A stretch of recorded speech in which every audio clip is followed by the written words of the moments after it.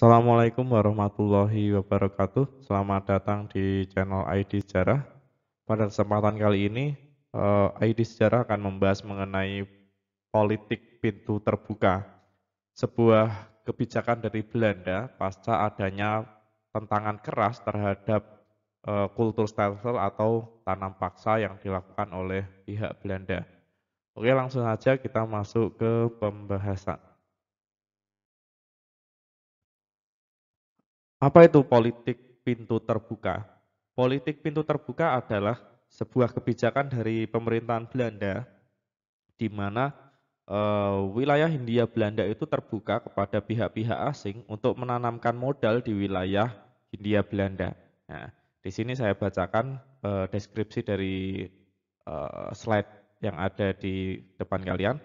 Pada tahun 1870 di Indonesia mulai dilaksanakan politik kolonial liberal yang sering disebut politik pintu terbuka atau open door policy. Sejak saat itu pemerintah Hindia Belanda membuka Indonesia bagi para pengusaha asing untuk menanamkan modalnya khususnya di bidang perkebunan. Jadi di sini kita bisa menyimpulkan bahwa pasca kebijakan kultur stelsel yang banyak sekali ditentang terutama oleh golongan pengusaha atau golongan liberal, kemudian dilanjutkan dengan kebijakan selanjutnya yaitu kebijakan politik pintu terbuka di mana Hindia Belanda bebas untuk ditanami modal oleh orang-orang liberal atau orang-orang pengusaha. Sejarah dari politik pintu terbuka sendiri diawali dari tahun 1870 di mana Hindia Belanda itu dikuasai oleh pihak dari orang-orang liberal atau eh, pengusaha. Nah, hal ini disebabkan karena adanya Traktat Sumatera di mana pihak Hindia Belanda itu memiliki perjanjian dengan pihak Inggris, di mana Inggris akan meninggalkan wilayah Hindia Belanda dan kemudian Belanda akan memperluas wilayah sampai ke wilayah Aceh. Dengan ditinggalkannya wilayah Nusantara oleh pihak Inggris, Inggris meminta agar diterapkannya liberalisme di wilayah Indonesia atau Hindia Belanda pada masa itu. Dampaknya kemudian muncul yang namanya swastanisasi wilayah Hindia Belanda. Golongan liberal itu diperbolehkan untuk menanam modal, terutama dalam bentuk perkebunan. Nah, salah satu komoditas yang kemudian muncul diantaranya adalah komoditas-komoditas yang laku di pasaran internasional pada masa itu. Di antaranya muncul perkebunan kopi, teh, tebu, kina, kelapa, coklat, tembakau, kelapa sawit, dan sebagainya. Kemudian mereka juga mendirikan pabrik seperti pabrik gula, pabrik coklat, teh, rokok, dan lain sebagainya.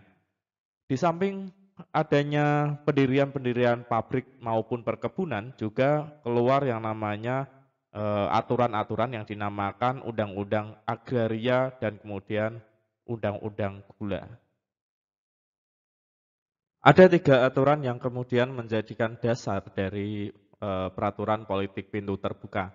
Di antaranya yang pertama ada Undang-Undang Perbendaharaan atau Comptabilities Wet.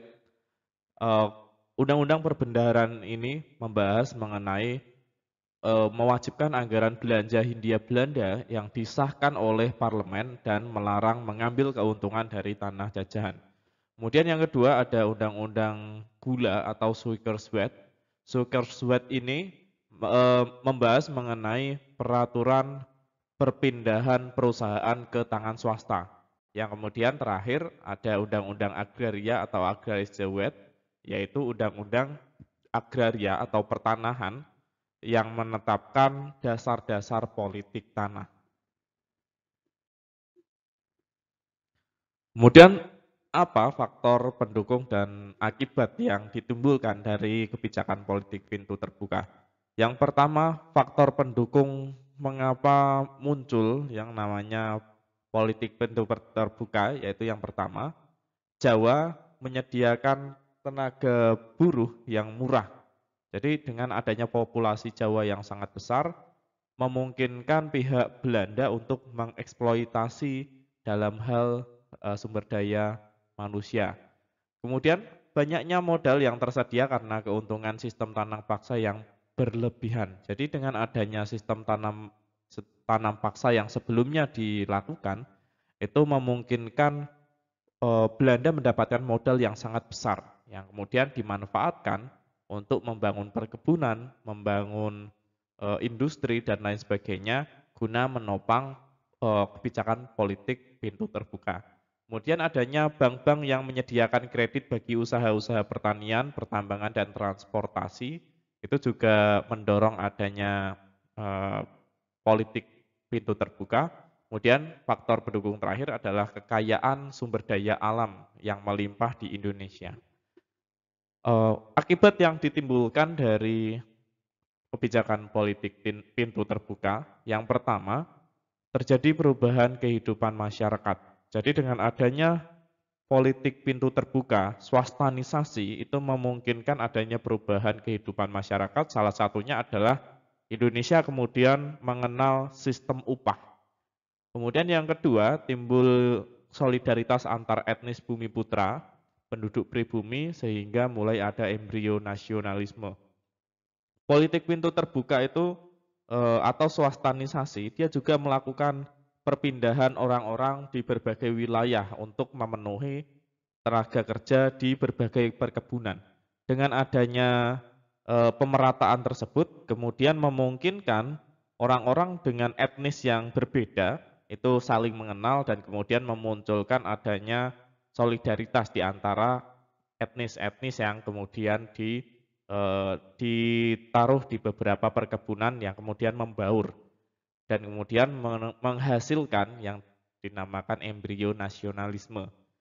Yang ketiga, meningkatkan peranan bahasa Melayu dan bahasa daerah lain di kalangan penguasa. Jadi dengan adanya sistem upah, dengan adanya sistem mempekerjakan pribumi, maka mau tidak mau penguasa juga harus memiliki keahlian bahasa untuk memberikan penekanan terhadap orang-orang yang di bawahnya. Nah, jadi eh, kemudian ada peranan dari bahasa Melayu dan bahasa daerah.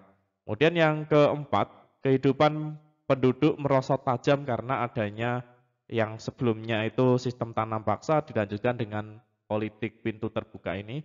Kemudian adanya eksploitasi rakyat secara besar-besaran.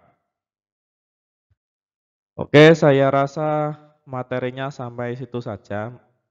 Apabila ada yang perlu ditanyakan, silahkan komentar di bawah. Oke, terima kasih. Wassalamualaikum warahmatullahi wabarakatuh.